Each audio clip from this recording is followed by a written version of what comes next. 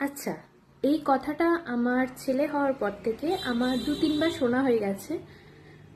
তোমার ছেলে এখনো বসতে পারে না? তোমার ছেলে ঘাড়টা এখনো ঠিক করে মনে হয় শক্ত হয়নি। ও না কেমন যেন সোজা হয়ে বসতে পারে, ল্যাল করে। ভালো কথা, আমার ছেলে ল্যাল করে। তো যখন তাদের ঘরেও বাচ্চা আছে, তাদের সম্বন্ধে যদি কিছু বলায়, বাহ তোমার ছেলে কত ভালো, বাহ ও কত তাড়াতাড়ি বড় হয়ে গেছে, ও কত মানে স্ট্রং, সেটাও আবার শুনলে ওনাদের অসুবিধা হয়। সেটা শুনলে কি বলে জানো?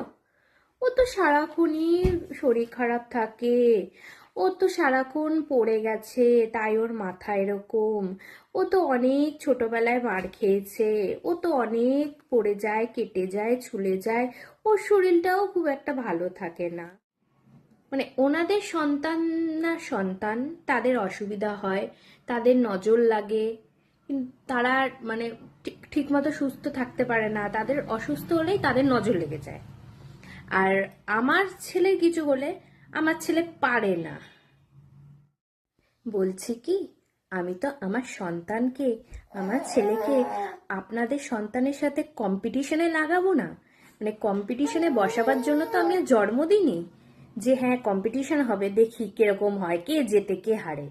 আমি আমার সন্তানকে এরকম ল্যাল্লারা অবস্থাতেই ভালোবাসি, আর সারা জীবন ভালোবেসে যাব। আর তার থেকে আরেকটা বড় কথা, যে বাচ্চা কাচ্চা না একটু ল্যাড়াই ভালো লাগে, কিউট লাগে দেখতে। একদম যে বাঁশ গাছের মতন শক্তপোক্ত হয় সেরকম ভালো লাগে না। আপনার মনে হয় যে ভালো লাগে, কিন্তু সেরকমটা মোটেও ভালো লাগে না, বুঝেছেন?